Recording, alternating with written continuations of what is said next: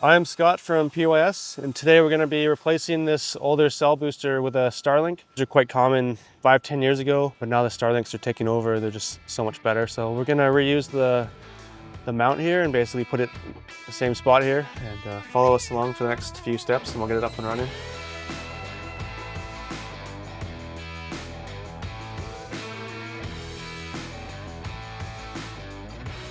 If you're looking for more product information, see the links in the description below or go to our website, rotonmarine.com.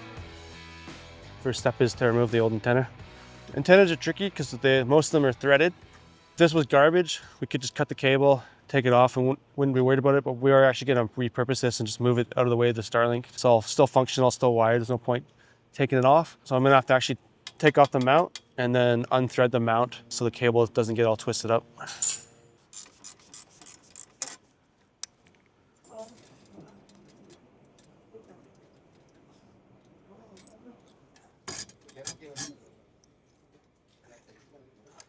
So now instead of turning the antenna, we can just turn the mount.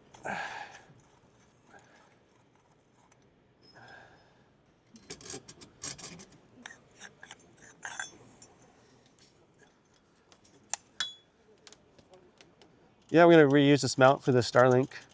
So we have an adapter for the Starlink to attach onto a standard threaded VHF mount. We want to keep it off the radar, so this should be about the right height. It'll sit up about here, stay out of the radar beam. There's potential chance of damaging electronics from the radar. I know the Gen 2s for sure would stop working. If you mounted them next to the radar, turn the radar on, they'd actually just stop functioning. You lose your internet access just from interference from the radar beam. If you put a big object next to the radar, it would actually just block the vision of the radar as well, and you might not see ships on that side of the boat. So we've got the current Starlink Mini, comes with this guy. It's designed to sit on the ground. These mounts, this will replace that one, threaded for a standard VHF antenna mount. This will just pop off.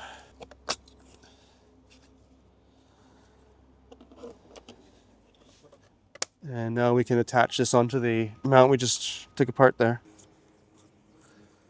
And we want a bit of tilt to it to keep the rainwater off of it, draining off. I would probably end up tilting it away from this stuff just for the clearest picture on this boat, but it's kind of, it'll point anyway because the boat's going to be turning anyway, so we can't really just aim it in a certain direction. And this one's got a bolt to keep it from spinning later on. We still got to run the cable, but we'll just get this guy mounted up here first.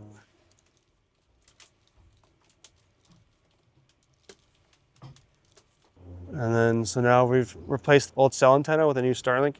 Yeah, we got luck in this boat because there's a cable gland already for a penetration. If the cell booster was being removed, we could reuse this one, but we are actually just moving it and we're gonna leave it on the boat. So we do need a second cable, second hole, and we got lucky because it's already done for us here. It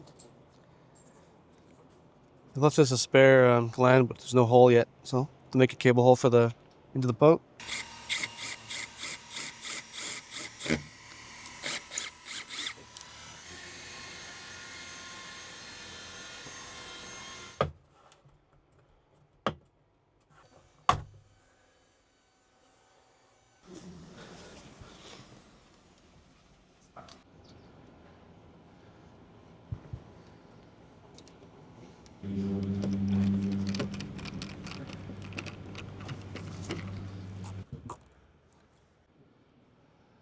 So far with the Starlink, we've basically mounted it on the existing mount from the old cell antenna. Got the cable routed in through the ceiling, down a conduit, down in this corner here with kind of some of the DC wiring is.